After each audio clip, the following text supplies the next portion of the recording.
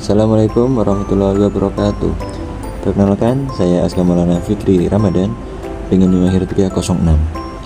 Di sini saya akan memaparkan dua materi, yakni hak cipta dan hak merek.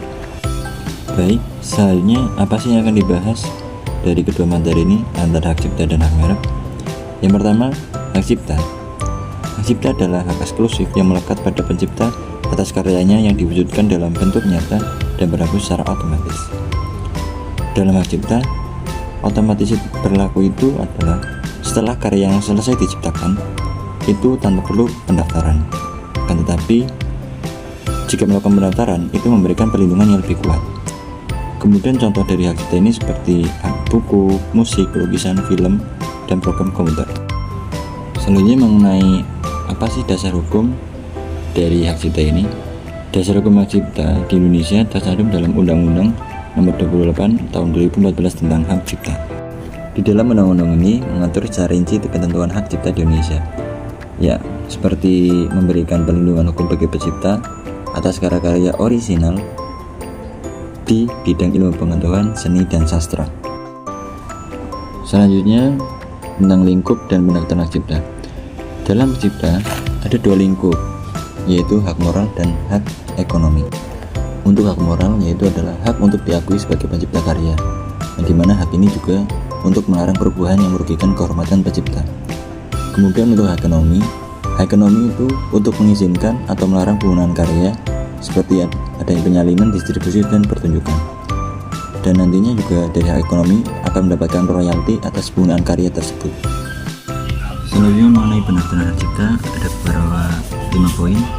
Yang pertama, mengisi formulir pendaftaran. Yang kedua, unggah dokumen pendukung atau contoh ciptaan. Yang ketiga, lakukan pembayaran. Yang keempat, persetujuan otomatis permohonan hak cipta. Yang kelima, mengunduh surat pencatatan ciptaan. Baik, setelah kita telah membahas materi tentang hak cipta, mari kita lanjutkan pembahasan materi tentang hak merek.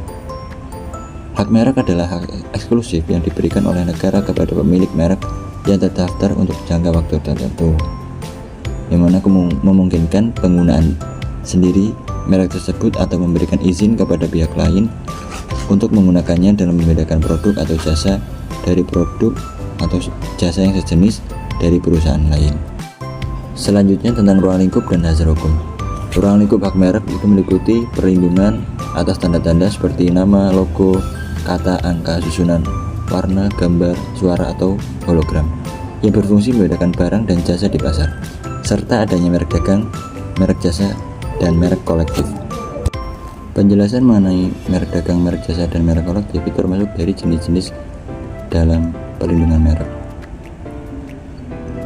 Merek dagang, merek yang digunakan pada barang perdagangan untuk membedakannya dari barang sejenis lainnya. Merek jasa adalah merek yang digunakan untuk membedakan produk jasa yang ditawarkan. Kemudian merek kolektif, merek yang digunakan oleh badan hukum atau beberapa orang secara bersama-sama untuk membedakan barang atau jasa yang dimiliki.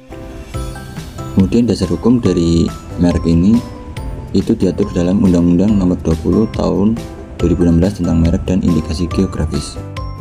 Selanjutnya adapun pendaftaran yang ada pada hak merek.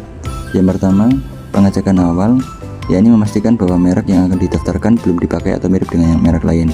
Kemudian yang kedua, pengajuan permohonan.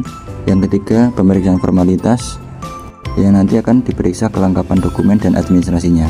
Kemudian yang keempat, pengumuman merek yang telah lolos pemeriksaan nanti akan diumumkan dalam berita resmi merek dalam jangka waktu setelah 2 bulan.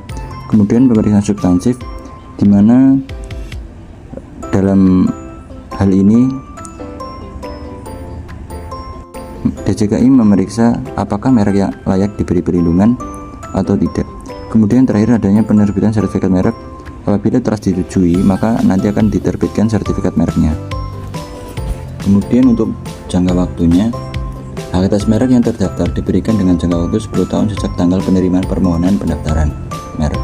Dapat diperpanjang untuk jangka waktu yang sama selama pemilik merek masih menggunakannya dalam perdagangan. Mungkin itu saja materi yang dapat saya sampaikan. Apabila ada salah kata mohon dimaafkan. Wassalamualaikum warahmatullahi wabarakatuh.